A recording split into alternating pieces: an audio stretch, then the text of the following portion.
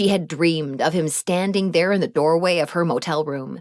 She had dreamed he would show up out of nowhere, unexpected and unannounced, to knock on her door and wait until she'd seen him through that tiny spy hole in the door before she opened the door.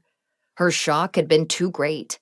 She'd opened the door without thinking, and without knowing what she would do or say to him. All she knew was that somehow he had found her like he had promised. Like he had promised. She had opened the door because seeing him through that peephole had been the same as viewing him through the wrong end of a telescope, like a magician sweeping back his cloak of illusion for the great reveal. Through the peephole, his image had been too small and indistinct, and she needed to see him full on, larger than life. She'd fought the raging urge to throw herself into his arms. She'd stood there, staring at him, and tried to stoke the embers of anger that were all she had left.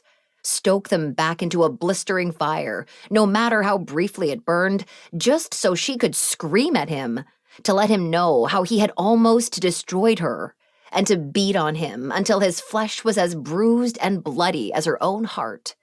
She had almost done so until he'd spoken first, uttering the only words that could defeat her before she had the chance to raise a fist toward him.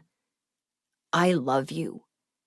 At that moment, all the days and weeks of trying to forget him, of trying to forgive him and go on with her life, it all came to a dead standstill. Her already fragile emotions were too brittle to take him coming back into her life. Now, with his simple yet powerful confession, everything inside her shattered. Her emotional legs gave way, and she fell into the black well of unconsciousness. For however long it took, Cutler lay at the bottom of that well, unaware of what was happening to her body.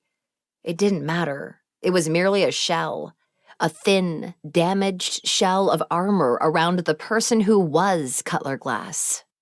For whatever minutes she remained at the bottom of the dark void that surrounded her, she had no inkling what was being done to that shell. Not until she grew aware of a brightness slowly rising above her, a brightness that beckoned to her with light and warmth and promise. She had no choice but to go toward it. There was no fight left in her, no heart, no emotions left. Or if there were, they were numbed to the point where she couldn't feel anything, and maybe that was a blessing.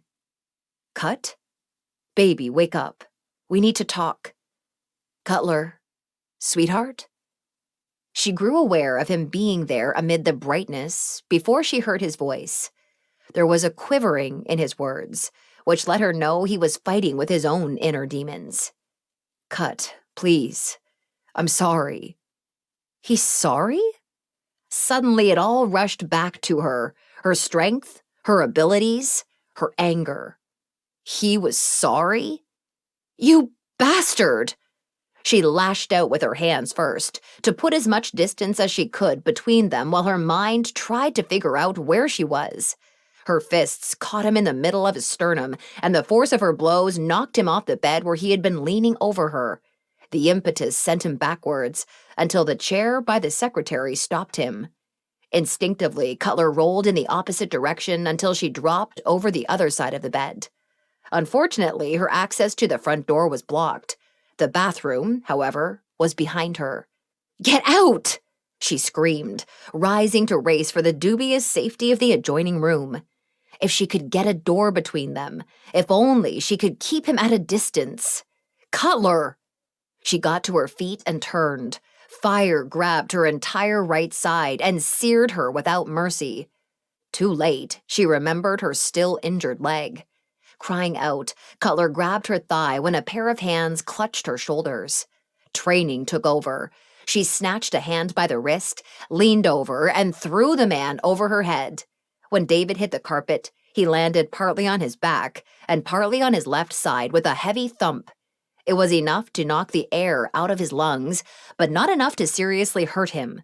This time, he was blocking her way to the bathroom, but it also meant her path to the front door was clear. Cutler, please, he gasped.